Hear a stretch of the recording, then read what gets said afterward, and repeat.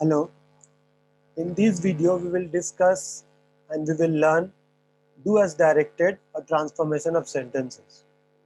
This transformation of sentences will help you in class 9, class 10, 11 and 12, ICSC and ISC. So here all the important chapters that come in do as directed as transformation of sentences we have discussed here.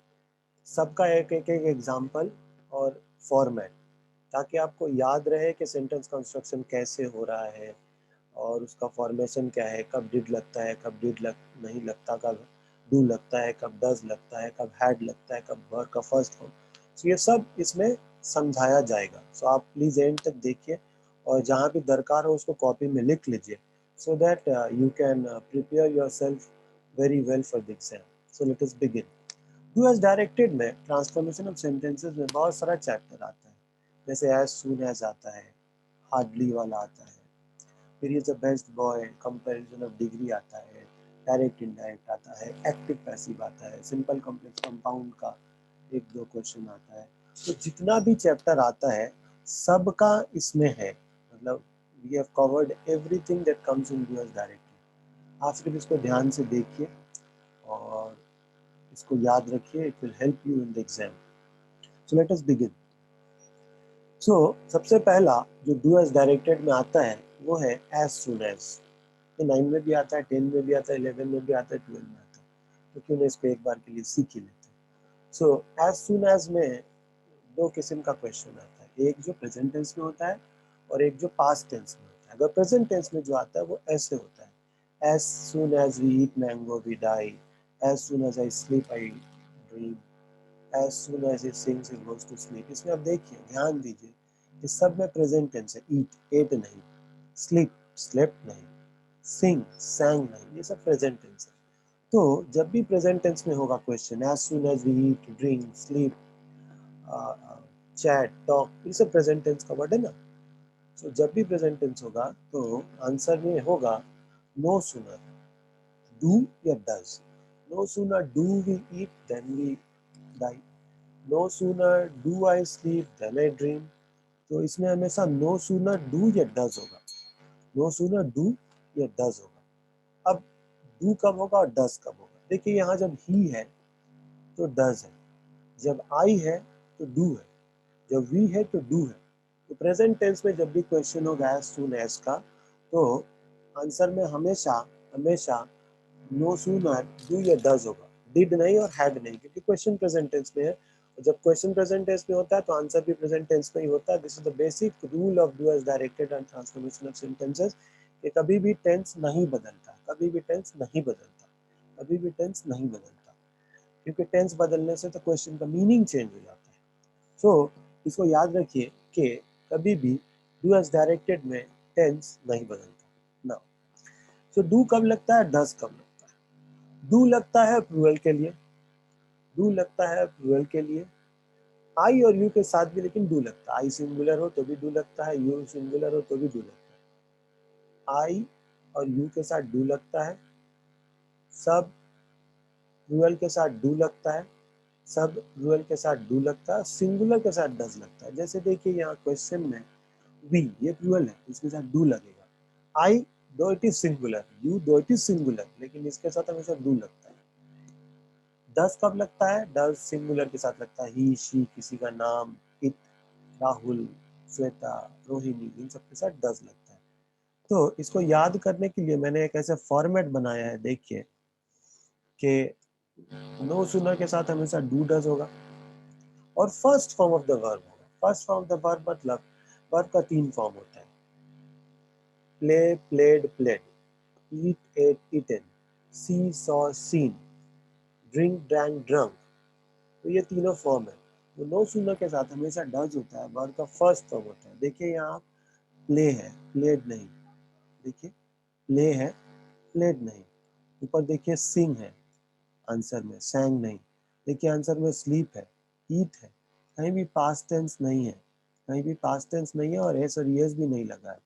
So the thing to remember, if you want you can copy it by pausing the video, that no sooner के साथ हमेशा, no sooner के साथ हमेशा do या does होता है present tense में, first form of the verb होता है और देन होता है। अक्सर बच्चे देन लिखना भूल जाते हैं। किसी को नो सूनर के साथ डू डज होता है, ये समझ में नहीं आता। कोई डू के जगह डज लगाता है। तो आप याद रखिएगा कि do is use for plural with the exception of I and you, does is use for singular. तो नो सूनर के साथ प्रेजेंट टेंस में डू डज होता है, first form of the verb होता है। अब चलिए हम लोग नो सूनर पास्ट टेंस में देखते हैं, इसमें क्या होता है। देखिए, नो सूनर पास्ट टेंस में भी होता है। जैसे as soon as they saw the movie they cried, मतलब जब वो मूवी देखे थे तब वो रोए थे, पास्ट टेंस। तो ये पास्ट टेंस में है। तो जब भी क्वेश्चन पास्ट टेंस में होगा तो उसका आंसर होता है नो सूनर डिड। ये तो पास्ट टेंस में है तो यहाँ डू डज नहीं होगा, यहाँ तो पास्ट टेंस है, होगा। डिड पास्ट टेंस है, हैड पास्ट टेंस है, और डू डज प्रेजेंट टेंस है, तो यहाँ हमेशा पास्ट टेंस में होगा। तो इसका आंसर होगा no sooner did they see, no sooner did they see the movie then they cried. तो ध्यान दीजिए आप यहाँ, जब क्वेश्चन पास्ट टेंस में है तो यहाँ डिड और वर्ब का फर्स्ट फॉर्म हुआ है। अब ऐसे भी हो सकता है हैड होगा तो वर्ब का थर्ड फॉर्म होगा, अगर हैड हुआ तो वर्ब का थर्ड फॉर्म होगा। दोनों आंसर सही है। अगर क्वेश्चन में बोल दिया नो सूनर डिड, तो आप लिखिएगा नो सूनर डिड दे सी या ईट, जो भी वर्ब होगा उसका फर्स्ट फॉर्म होगा। और अगर क्वेश्चन में ही बोल दिया कि नो सूनर हैड, मतलब नो सूनर के साथ हैड भी होता है, तो उसमें वर्ब का थर्ड फॉर्म होता है। या इसी क्वेश्चन को अगर बोलेगा कि हार्डली के साथ लिखिए, मतलब as soon as they saw the movie they cried begin hardly. As soon as they cried ये क्वेश्चन में है, as soon as they saw the movie they cried begin hardly. तो हार्डली होगा तो क्या होगा, हार्डली होगा तो हैड होगा और वर्ब का थर्ड फॉर्म होगा। ये सीन देखिए, ये वर्ब का थर्ड फॉर्म है। तो नो सूनर के साथ हमेशा जब पास्ट टेंस में हो तो डिड वर्ब का फर्स्ट फॉर्म होता है, और हार्डली हो तो वर्ब का थर्ड फॉर्म होता है। देखिए, नो सूनर डिड होगा तो वर्ब का फर्स्ट फॉर्म, और हैड होगा तो देखिए हैड है तो सीन है, और ऊपर देखिए डिड है तो सी है। देखिए डिड है तो सी है, तो डिड होगा तो वर्ब का फर्स्ट फॉर्म होगा, और हैड होगा तो वर्ब का थर्ड फॉर्म होगा। डिड होगा तो वर्ब का फर्स्ट फॉर्म होगा, और हैड होगा तो वर्ब का थर्ड फॉर्म होगा। इसको याद रखिए आप प्लीज। और हार्डली हैड होगा, अगर हार्डली हैड तो वर्ब का थर्ड फॉर्म। तो यहाँ फॉर्मेट देखिए आप, नो सूनर अगर पास्ट टेंस में लिखना है, एज सून एज क्वेश्चन में दिया और बोला नो सूनर से लिखिए, और अब क्वेश्चन पास्ट टेंस में है तो ऐसे ये फॉर्मेट है कि नो सूनर के साथ डिड होता है, वर्ब का फर्स्ट फॉर्म होता है। नो सूनर के साथ डिड होता है पास्ट टेंस में, और वर्ब का फर्स्ट फॉर्म होता है प्लस देन होता है। नो सूनर के साथ अगर आप हैड वाला फॉर्म में लिखिएगा तो वर्ब का थर्ड फॉर्म होगा और देन होगा। No sooner did see drink wine, देखिए ड्रिंक, ड्रैंक नहीं, ये एग्जांपल है। देखिए हैड है तो वर्ब का थर्ड फॉर्म है, तो इसको याद रखिए। डिड है तो ड्रिंक होगा, यही है। तो अगर हार्डली से लिखना है तो क्या फॉर्मेट होगा, अगर हार्डली हुआ, अगर हार्डली हुआ, अगर हार्डली हुआ तो हार्डली के साथ हैड होता है, वर्ब का थर्ड फॉर्म होता है, और व्हेन होता है। यही मेन डिफरेंस है जो अक्सर बच्चे रॉन्ग लिखते हैं। वो यहाँ भी देन गलती से लिख जाते हैं तो गलत हो जाता है। तो आप याद रखिएगा प्लीज कि यहाँ नो सूनर के साथ देन होता है और हार्डली के साथ व्हेन होता है। अब हम लोग दूसरा डूअर्स डायरेक्टेड सीखते हैं। यह है in spite of. For example ऐसे क्वेश्चन आता है कि स्टडीड हार्ड बट फेल्ड, दो she Yeats a lot but she is thin, मतलब ये करने के बावजूद भी ये है, कॉन्ट्रास्ट है कि दो ही studied a lot but he failed, ऐसा क्वेश्चन आता है। और बिगिन क्वेश्चन में लिखा रहता है बिगिन इन स्पाइट। तो याद रखिए कि इन स्पाइट के साथ हमेशा ऑफ होता है, और उसके बाद जो भी वर्ब हो उसमें आईएनजी लगता है। फिर से एक बार बोल रहे, अभी क्वेश्चन में आता है कि वो इतना खाती है फिर भी पतली है, though she eats a lot but she is thin, ऐसा क्वेश्चन आता है। He studied a lot, he studied very hard but he failed, बहुत पढ़ा लेकिन फेल हो गया। तो ऐसे क्वेश्चन आते हैं और लिखा रहता है बिगिन इन स्पाइट। तो जब बिगिन इन स्पाइट होता है तो याद रखिए कि इन स्पाइट के साथ हमेशा ऑफ होता है, इन स्पाइट के साथ हमेशा ऑफ होता है। तो उसके बाद जो भी वर्ब हो, बी हो तो बीइंग होगा, ईट होगा तो ईटिंग होगा, सी होगा तो सीइंग होगा, ड्रिंक है तो ड्रिंकिंग होगा। और इन spite of drinking a lot he is still in his senses. In spite of eating a lot, he is still thin. In spite of studying, in spite of जो भी question है उसमें हिंदी लगेगा। तो ये इन स्पाइट का format है। दूसरा दूसरा गलती स्टूडेंट्स जो करते हैं, आप मत कीजिएगा, वो ये है कि डिस्पाइट के साथ भी वो ऑफ लगाते हैं। डिस्पाइट के साथ कभी ऑफ नहीं होता, क्योंकि डिस्पाइट मतलब ही होता है इन स्पाइट ऑफ, तो फिर ऑफ ऑफ क्यों लगेगा। याद रखिए कि डिस्पाइट के साथ ऑफ कभी नहीं लगता और इंस्पाइट के साथ हमेशा ऑफ लगता है। डिस्पाइट के साथ जो भी वर्ब होता है उसमें आईएनजी लगता है, बी हो तो बीइंग होगा, ईट हो तो ईटिंग होगा, स्टडी है यहाँ पे देखिए रेड कलर में तो स्टडिंग होगा, जो है उसके साथ आईएनजी लगेगा। तो जब भी ऐसा क्वेश्चन आया डूज डायरेक्टेड में कि studied hard but failed in the exam, तो आपको ऐसे लिखना होगा in spite of studying hard he failed या despite studying hard he failed in the exam. तो इसका फॉर्मेट देख लीजिए, लिख लीजिए वीडियो पॉज करके। इन स्पाइट के साथ हमेशा ऑफ होगा, वर्ब का फर्स्ट फॉर्म होगा और उसमें आईएनजी लगेगा। जैसे यहाँ स्टडी है तो स्टडिंग होगा, ईट है तो ईटिंग होगा, ड्रिंक है तो ड्रिंकिंग होगा, जो है उसके साथ आईएनजी लगेगा। दूसरा, अगर डिस्पाइट हुआ तो भी वर्ब का फर्स्ट फॉर्म होगा लेकिन आईएनजी लगेगा। तो दोनों के फॉर्मेट में डिफरेंस ये है कि इसमें ऑफ है, इसमें ऑफ, डिस्पाइट में ऑफ नहीं है। नेक्स्ट हम लोग सीखते हैं कि दूसरा डूअर्स डायरेक्टेड ट्रांसफॉर्मेशन में क्या आता है। एक ट्रांसफॉर्मेशन में ये वाला क्वेश्चन आता है कि he is too busy to complete the work, he is too intelligent to understand this, he is too innocent to miss this, ऐसा कुछ आता है। तो यहाँ जब भी आप देखिए इसे क्वेश्चन तो आप फोकस कीजिए, आप ध्यान दीजिए, यू फोकस ऑन इट कि यहाँ ईज है कि वॉज, क्योंकि अगर ईज हुआ तो यहाँ भी ईज होगा और यहाँ कैन नॉट होगा। तो he is too busy to complete the work, अगर ऐसे क्वेश्चन आएगा तो यहाँ होगा he is so busy that he can not complete the work, he is so busy that he cannot complete the work। देखिए ध्यान देने का ये है कि क्वेश्चन जो है ये प्रेजेंट टेंस में है, तो यहाँ कुड नहीं होगा, यहाँ वॉज नहीं होगा, और यही स्टूडेंट्स लोग गलती कर देते हैं, आप मत कीजिएगा। एंड पॉज करके यहाँ इसको लिख लीजिए वीडियो को पॉज करके कि जब भी is too busy to work question अगर प्रेजेंट टेंस में है तो आंसर भी प्रेजेंट टेंस में ही होगा, इजी होगा, वॉज नहीं होगा। हाँ, अगर क्वेश्चन ही पास्ट टेंस में, जैसे देखिए नेक्स्ट वाला मैंने एक एग्जांपल लिखा है, he was too busy to complete the work, क्योंकि पास्ट टेंस में तो यहाँ was होगा और could होगा, was होगा और could होगा। जैसे he was too busy to complete the work, तो यहाँ होगा he was so busy that he could not complete the work। तो यहाँ could not और cannot होता है, can प्रेजेंट टेंस के साथ होता है यानी is के साथ, और could पास्ट टेंस was के साथ होता है। तो देखिए फॉर्मेट मैंने यहाँ लिख दिया है कि जब भी प्रेजेंट टेंस में होगा तो is होगा, so होगा, और cannot होगा, वर्क का फर्स्ट फॉर्म होगा। फिर से बोल रहे हैं कि जब भी ऐसा क्वेश्चन आए, he is too busy to complete the work, he is too lazy to do the work, और he is too intelligent to understand, तो जब भी ऐसा क्वेश्चन आएगा उसमें अगर प्रेजेंट टेंस में हुआ तो is होगा, प्रेजेंट टेंस में हुआ तो is होगा, और so होगा, और cannot होगा, वर्क का फर्स्ट फॉर्म होगा, और पास्ट टेंस में हुआ तो was होगा, so होगा, could not होगा। देखिए यही फर्क है, वर्क का फर्स्ट फॉर्म होगा। ठीक है, अब चलिए हम लोग कंपेरिजन ऑफ डिग्री सीखते हैं। ये भी आता है डुअल्स डायरेक्टेड में, 9, 10, 11, 12 सब में आता है, तो प्लीज ध्यान दीजिए प्लीज। देखिए क्वेश्चन में ऐसे आता है इज द बेस्ट बॉय, मतलब वो सबसे अच्छा लड़का, उसके जैसा कोई नहीं है। तो आंसर में होगा no other boy is as good as he is, no other boy is as good as he is. क्या होगा, is better than any other boy. अब स्टूडेंट्स आप लोग यहाँ प्लीज ध्यान से मेरे बातों को सुनिए और गलती अपना सीखिए। वो गलती ये है, I been teaching for 15 years, मैंने देखा अक्सर बच्चे यहाँ लिखते हैं no other boy is as good as him. ये रॉन्ग हो जाता है, क्योंकि यहाँ ही सब्जेक्ट है, हिम नहीं। हिम तो ऑब्जेक्ट है, हिम कैसे सब्जेक्ट हो। यहाँ होगा no other boy is as good as he is, या he is better than any other boy. तो जब भी बेस्ट होता है तो यहाँ फॉर्मेट में देखिए मैंने लिख दिया है, लाल वाला, लाल कलर में फॉर्मेट है, वीडियो पॉज करके लिख सकते हैं। He is the best boy, he is the best boy. तो आंसर में होगा एज गुड एज या बेटर देन। देखिए is better than any other boy, या no other boy is as good as he is. He is वाला बहुत important है, him नहीं होगा। इसको प्लीज आप अपने कॉपी में लिख के रखिए।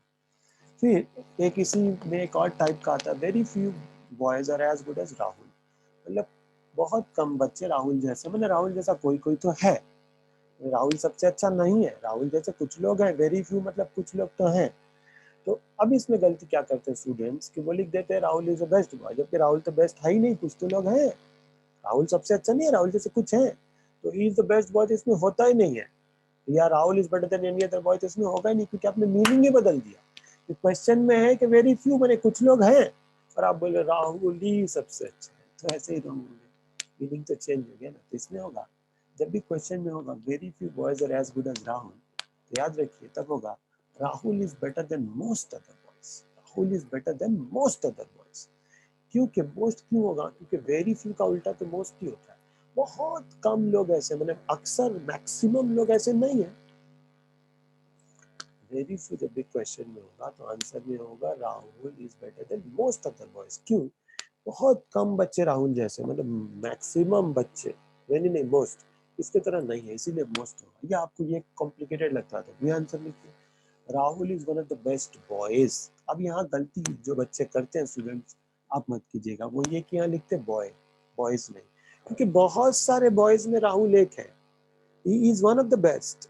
बहुत सारे बेस्ट में वो एक है, और भी लोग हैं, तो बहुत सारे से उसको एक चुना जा रहा है, तो बॉयज होगा ना। This is one of my phone, मैंने, मेरे पास 5 फोन है, उसमें से एक ही है, तो this is one of my phone, not phone.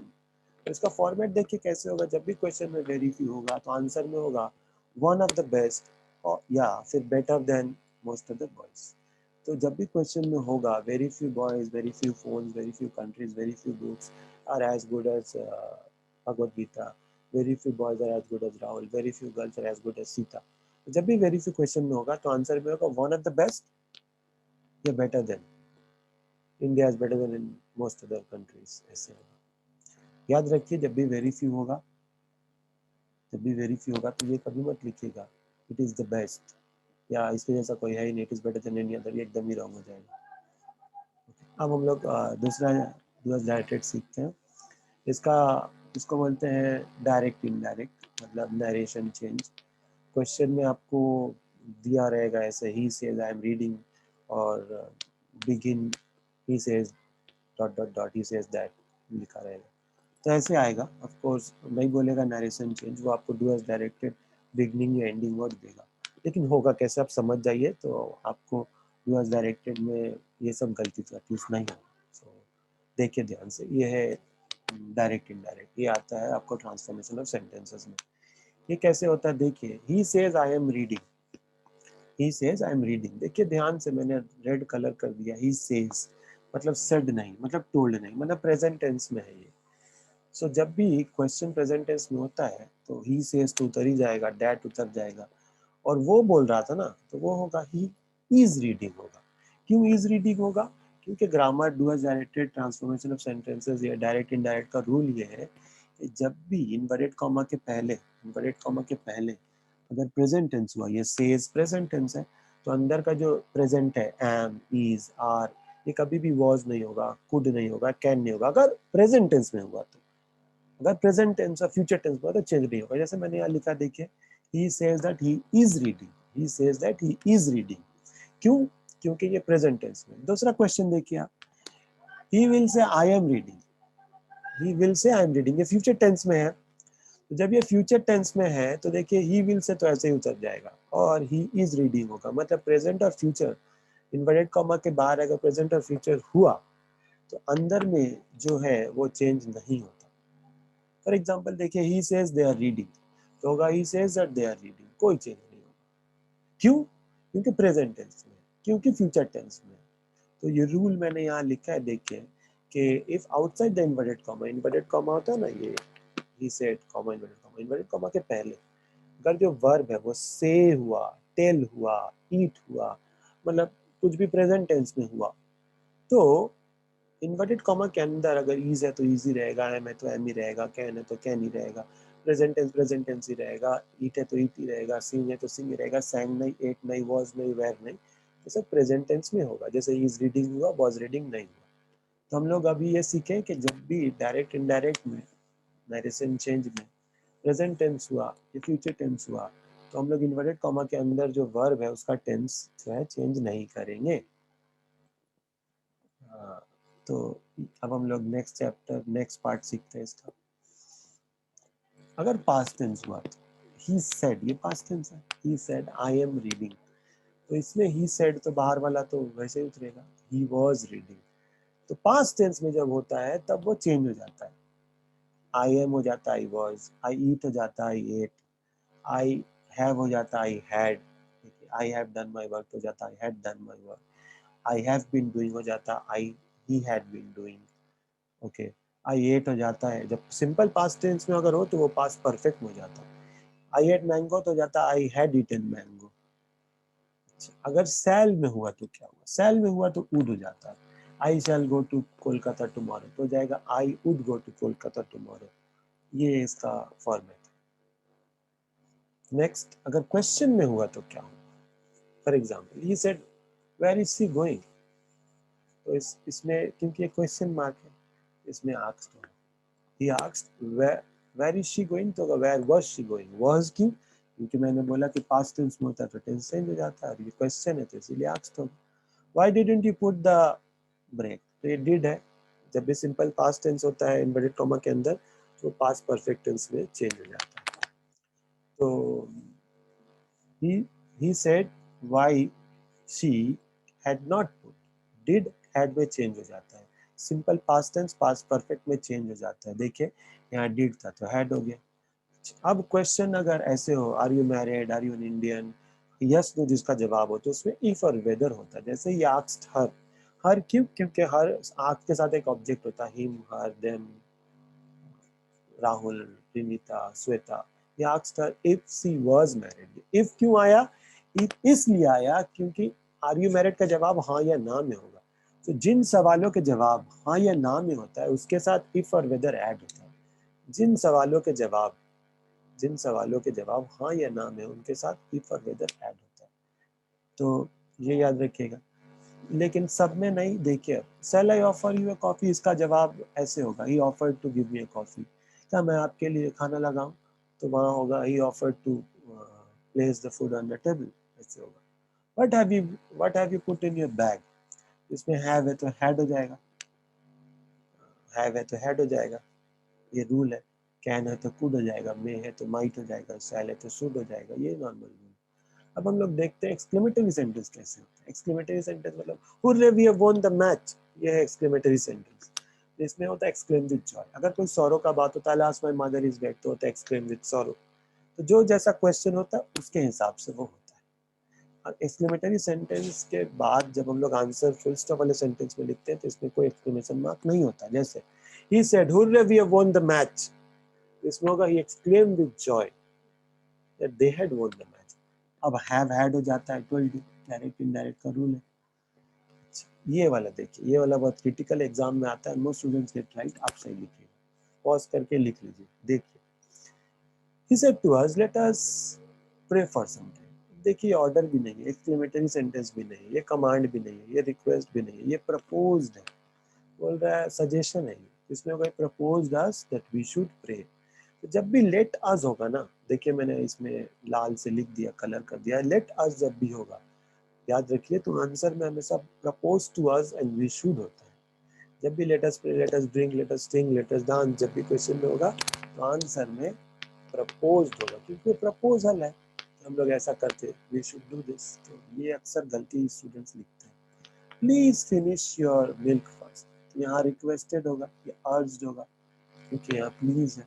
याद रखने होगा कि जैसा इन्वर्टेड कॉमा के अंदर जो इमोशन होगा उस हिसाब से आंसर होगा। ऑर्डर होगा तो ऑर्डर वाला होगा। जैसे देखिए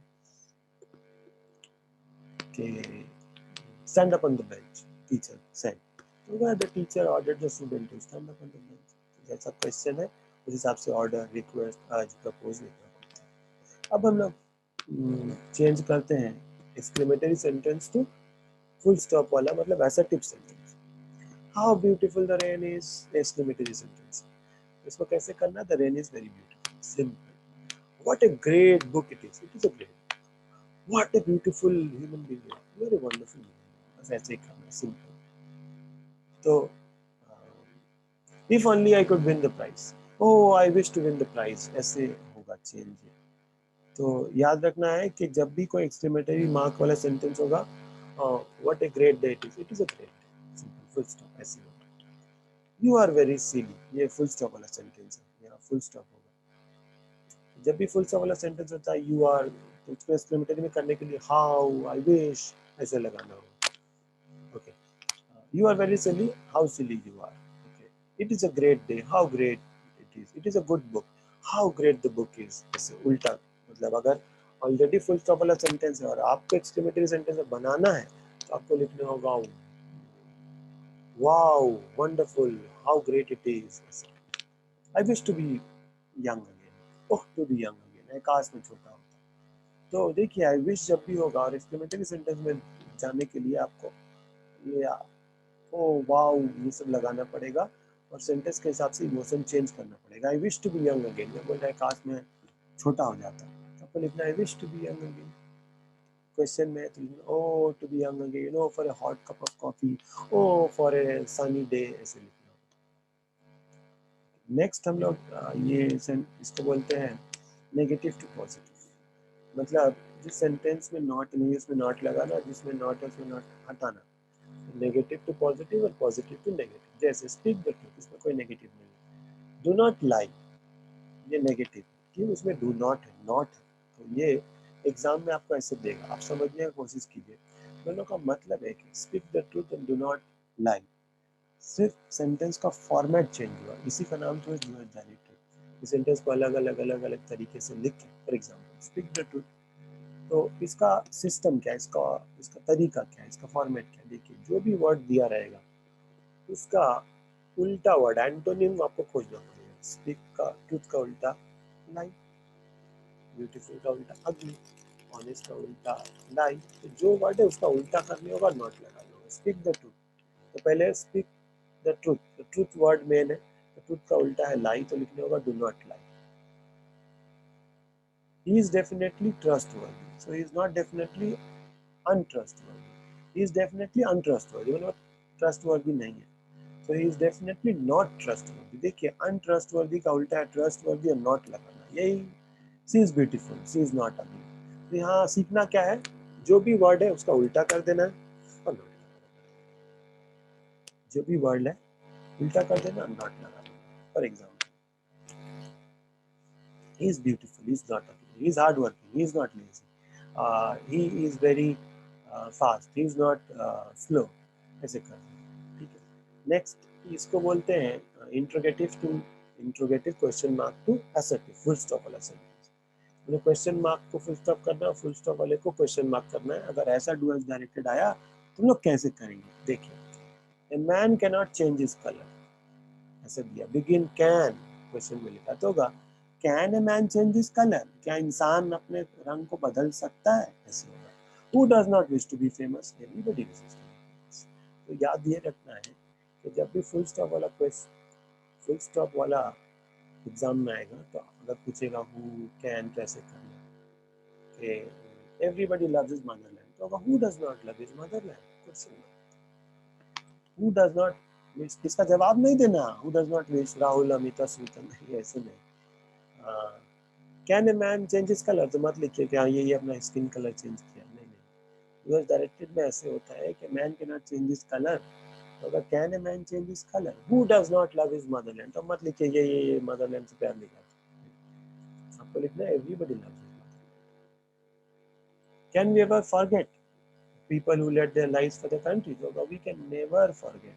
तो इसका तरीका ये है कि अगर क्वेश्चन में एवर है तो नेवर लिखना है, उसका आंसर ऐसे लिखना है कि क्या कोई अपने कंट्री को भूल सकता, लिखना कोई अपने कंट्री को नहीं भूल सकता। Can we ever forget the people who laid the life for the country, we can never forget people who laid the life for the country. There is no sportsman who has brought greater glory to India, ये तो होगा क्या कोई ऐसा sportsman है जो इतना हम लोग को फेमस किया है, लिखना नहीं, कोई ऐसा स्पोर्ट्समैन नहीं है जो हम लोग को फेमस किया है। जवाब नहीं देना हाँ हाँ 2014 है, नहीं तब तो आपको मार्क्स नहीं मिलेगा। तो क्वेश्चन में अगर क्वेश्चन में अगर ऐसे दिया कि is there any sportsman better than him, लिखने का there is no sportsman better than him. इसको बोलते हैं इंट्रोगेटिव टू असर्टिव। अब हम लोग थोड़ा बहुत एक्टिव पैसिव पढ़ते हैं। एक्टिव पैसिव मतलब जैसे she kissed a frog, so the frog was kissed by her, इसको बोलते हैं एक्टिव पैसिव। मतलब एक में डूअर में फोकस होता है, एक में क्या हुआ उस पे फोकस होता है। राम किल्ड अ कैट, इसमें राम पे फोकस है। नेक्स्ट में the cat was killed by Ram, इसमें क्या हुआ उस पे फोकस है। तो एक्टिव वॉइस मतलब किसने किया, पैसिव वॉइस में फोकस है क्या हुआ। सो इसका देखिए कैसे होता है। सी किस्ड अ फ्रॉग, ये एक्टिव वॉइस है, तो इसमें होगा ये जो लास्ट में होता ऑब्जेक्ट, यहाँ ये फ्रॉग पहले होगा, वॉज होगा और वर्ब का थर्ड फॉर्म होगा। यहाँ किस्ड का थर्ड फॉर्म मैंने किस्ड ही है, सेकेंड फॉर्म भी किस्ड है, थर्ड फॉर्म भी किस्ड है। So frog was kissed by her, ये तरीका देखिए। They are repairing the bridge, so the bridge last में वो पहले आएगा, द ब्रिज, और क्योंकि प्रेजेंट टेंस में है इज होगा कि ब्रिज सिंगुलर है, is being repaired bye them में लिखने से। अब सुनिए यहाँ बीइंग क्यों आया, क्योंकि जब भी एक्टिव वॉइस में कंटिन्यूअस टेंस होता है तो पैसिव वॉइस में आईएनजी लगता है। जब भी एक्टिव वॉइस में आईएनजी लगता है तो पैसिव वॉइस में बीइंग लगता है। You must shut the door, तो ये ऑर्डर है, तो इसका होगा the door must be shut, order.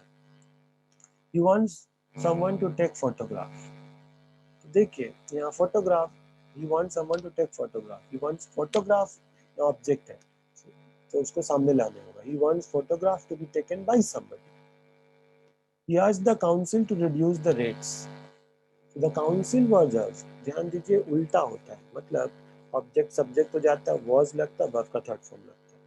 I remember taking them I remember them taking me to zoo, हमको याद है वो लोग हमको जू ले गए थे, तो ये आई रिमेम्बर तो आई रिमेम्बर ही रहेगा। Being taken to the zoo, हमको ले गया गया था। Who painted it? Who was it painted by? यहाँ अक्सर लोग लिखते हैं whom was it painted, सब wrong है।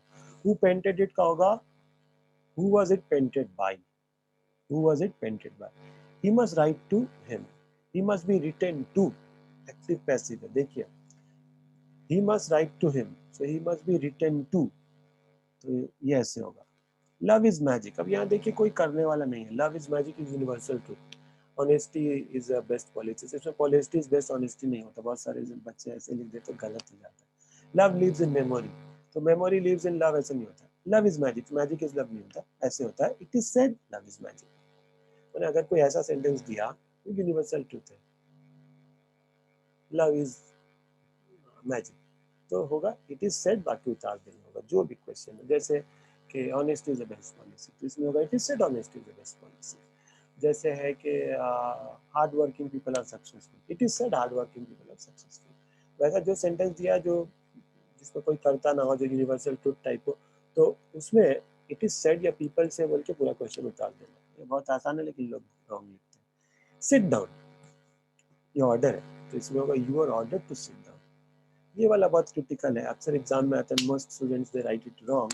शुगर टेस्ट स्वीट, इसमें कोई लिखता है स्वीट इज टेगर शुगर, क्या क्या कोई लिख देते, तो होगा sugar is sweet when tested, sugar, इसको मतलब क्वासी पैसिव, बहुत क्रिटिकल है। तो अब अगर ऐसा आएगा जहाँ कोई करता ही ना हो, शुगर टेस्ट स्वीट, तो इसमें कौन शुगर को टेस्ट करा, कोई नहीं है, कोई डूअर ही नहीं है, तो इसमें ऐसे होता है sugar is sweet when tasted, grapes taste sour, अंगूर खट्टे थे, तो grapes are sour when they are tasted, कोई नहीं है करने वाला, तो व्हेन ऐसे होता है। गिव द कमांड, तो यहाँ देखिए ये कमांड देने का बात हो रहा है, इसमें हमेशा ऐसे में होता है let the command be given, open the door, let the door be open, ऐसे होता है। अब देखिए ये लास्ट में ये है simple complex compound sentence, question में दिया रहता है ऐसे, beside being clever he is hard working, beside being clever he is hard working, ये देखिए ये सिंपल सेंटेंस है क्योंकि इसमें एक सब्जेक्ट है, डूअर है, और ये क्लॉज ऐड किया हुआ है, तो अब उसको बोलेगा change it into complex sentence, exam में लिखा रहेगा, या बोलेगा बिगिन ही इज नॉट, तो आपको याद रखना है कि जब भी कॉम्प्लेक्स से कंपाउंड में बोलेगा तो उसमें दो सब्जेक्ट होता है और दो वर्ब होता है, फाइनाइट वर्ब। तो देखिए beside being clever he is hard working, तो इसमें होगा he is not only clever but also hard working, तो यहाँ बट ही इज आल्सो, ही यहाँ छुपा हुआ है, तो इसमें दो ही है एक्चुअली और दो सब्जेक्ट, इसीलिए कॉम्प्लेक्स है। In spite of riches he is unhappy, तो इसमें होगा he is rich but he is unhappy, तो ये बट, व्हेन, हु, व्हिच, ये सब लगाने से कॉम्प्लेक्स हो जाता है, और कंपाउंड में, कंपाउंड सेंटेंस में एंड और नाइदर नॉर ये सब लगता है। तो जैसे देखिए एक example, he must leave early to catch the flight, ये सिंपल सेंटेंस है क्योंकि इसमें ही एक सब्जेक्ट है और लीव एक वर्ब है। अब इसको कॉम्प्लेक्स करने बोल रहा है, मैंने एक ही सेंटेंस को तोड़ के दो पार्ट करने बोल रहा है। देखिए ही मस्ट लीव अर्ली और he will not catch the flight, देखिए यहाँ दो ही है, ठीक है, दो वर्ब है, विल नॉट कैच और एक लीव, तो ये कॉम्प्लेक्स सेंटेंस है। तो कॉम्प्लेक्स सेंटेंस का दो पार्ट होता है, दो सब्जेक्ट और दो वर्ब होता है, और सिंपल सेंटेंस में एक सब्जेक्ट और एक फाइनाइट वर्ब। कॉम्प्लेक्स सेंटेंस में, कंपाउंड सेंटेंस में दो सेंटेंस का दो अलग पार्ट होता है। Beside making a promise he kept it, देखिए he kept it actually main verb है, बिसाइड मेकिंग अ प्रॉमिस उसका क्लॉज है, तो इसका ऐसे होगा he not only made a promise but also kept it. देखिए सेंटेंस का दो पार्ट है ना, but he also kept it, he also made a promise, promise भी किया, निभाया भी। तो जब भी ऐसा सेंटेंस होगा तो आपको बट ये सब हु व्हेन वेयर से ज्वाइन करना पड़ेगा। देखिए सब एक ही टाइप का है। Failing prompt payment the goods must be return, देखिए ये सिंपल सेंटेंस है कि good must be return, failing prompt payment उसका क्लॉज है। उसको कॉम्प्लेक्स से कंपाउंड करने के लिए क्या करना पड़ेगा, देखिए कंपाउंड करने के लिए यू मस्ट आइदर पे द बिल एट वंस और you must return the goods, तो यू यहाँ है, यू मस्ट लिखा अंडरस्टूड है, you must return the goods. तो यहाँ देखिए दो दो सब्जेक्ट और दो दो वर्ब है, इसमें आपको ये याद रखना है कि अगर सिंपल में दिया तो आपको कॉम्प्लेक्स में ले जाना है, बिगिन लिखा रहेगा।